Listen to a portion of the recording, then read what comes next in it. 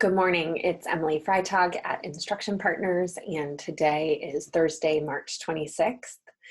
In the country today, there are 69,000 cases of coronavirus, up about 15,000 from yesterday, and 3 million people filed for unemployment. Those numbers came out today, up from 200,000 last month.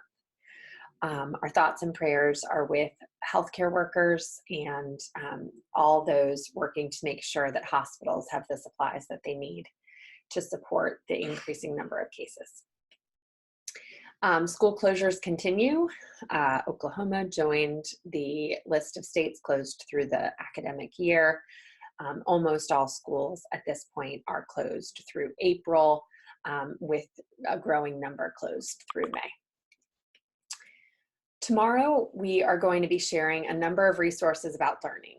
I think one of the most frequent questions we're hearing emerge is just what does distance learning look like? What are different models and pictures, and what is a vision of a win? We will have more on that tomorrow, with a primary focus on what is the interaction between teachers and students and families becoming. Today, we'd like to bring you some resources on getting organized. And I'm going to hand it over to Valerie Dragon to share from a principal, school leader perspective, and a system leader perspective, some tools and resources about how to get organized around planning and around contact with families. Hi, thanks for joining this video session and clicking on what should hopefully be a really helpful resource. If you clicked here, then you are in the fight of trying to find answers and solutions during this unprecedented time. And we commend you, and we continue to support you at Instruction Partners by providing you with a lot of different resources. And we hope it's not overwhelming, but we've just been connecting a lot with families, schools, and teachers and leaders. We want to just provide solutions with everything you need, and more directionality and more support and guidance is coming. One of the ways that we've grown is really anchoring a lot of our work on this idea of hierarchy and needs. And for this video, I want you to think about organizing, like getting yourself organized so that you can actually, attempt a good first step at Focus Forward, which is engaging families. So in order for you to do that, one of the things that we really thought about is that we really need schools to really engage with their teachers so that we can engage with students. So one questionnaire template that's coming up onto the website is this idea of just this check-in process. So we have guidance for school teams to engage with families, either video format or phone call. But the idea here is that you're just first doing the human thing and you're checking in. Like, you want to hear a voice, a parent voice, a student voice, and then just really try to tease out what school has been like at home since the time of closure, just to figure out what resources the student has access to. Another way for schools to do this, and there's a way to do this in tandem, like to make sure who the parents are who may not have access to technology, and they may not be able to fill out a Google form. But right here, this idea of a parent-student survey is the idea of a Google form where you can collect data around what technology is available at home, over some of the resources parents have already been using. Is there a structured schedule or approach to schooling that's been happening at home? We're collecting all of that data to figure out what is our first step or our first win in really gathering a virtual community for distance learning. Also, this is something that we've heard from teachers. They haven't had an opportunity to connect with their school leaders. So we're going to take it a step back and say, did you check in on your teachers? Teachers, have you been checking in with one another? Here are some sample questions that really match what we've asked students with a little added twist. So, there's one question that says here, we want to figure out where our families and students are. And some teachers have been sharing their outreach efforts during this crisis. Are there any families that you've reached out to, just to figure out who has already made a first step, and if that first step is something that can launch vision for a second step? We also have something I'm really excited about. It's a communication plan. Like, controlling the narrative is super important, because while parents and families and students are getting a lot of information, they may not be getting answers. So here we're really telling network teams and school-based teams to really think about their response team. Like, who are the people who are managing messages, and what is their target audience? And really thinking about what is the spirit or the tone of that communication. Like, when I'm reaching out to you, what do I want as an outcome of that communication? And also this idea of just really thinking about what are the key messages attached to each role and stakeholder group or audience? What kind of words are we using? And this is where it's really important for you to norm with your team of communicators on the frequently asked questions that you've developed. If you have not yet, we have a lot of samples online, and we've developed a guidance document to help you as well. But those FAQs should be right alongside all of our communication efforts to make sure that we're telling our families and students the right thing or the most updated things, because things are changing almost every day. Another thing we're excited about, and I know as a former principal, it's super important to have logs. And depending on the capacity of where everyone is, what could be a good log for me to keep track of initiatives or engagement outreach efforts? So here I just have a sample communication log.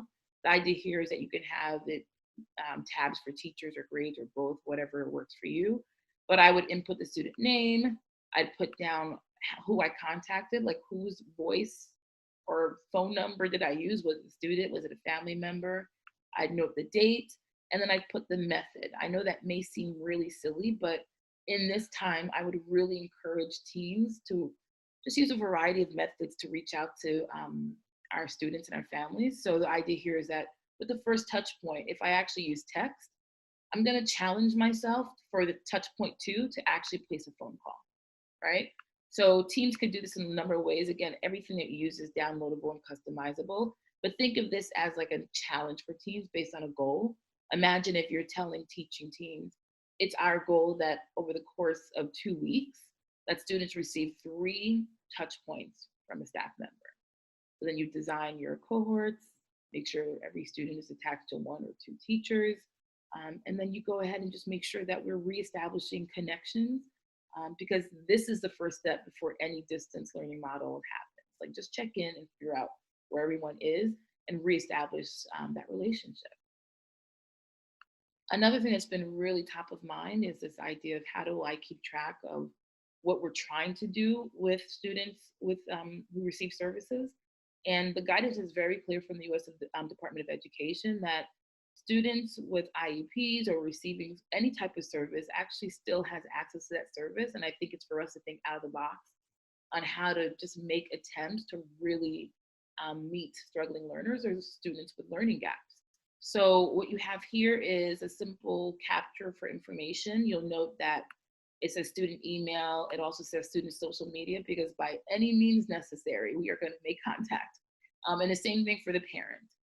This section here highlighting a compliance check.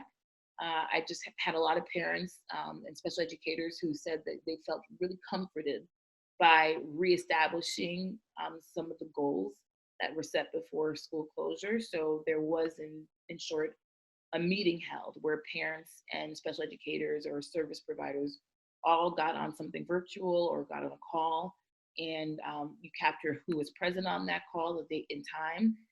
You should have an assigned case manager. That should be the person who's been working with the student or the special education teacher. And then if there's a service provider, put that also. There was one anecdote that was really great to hear.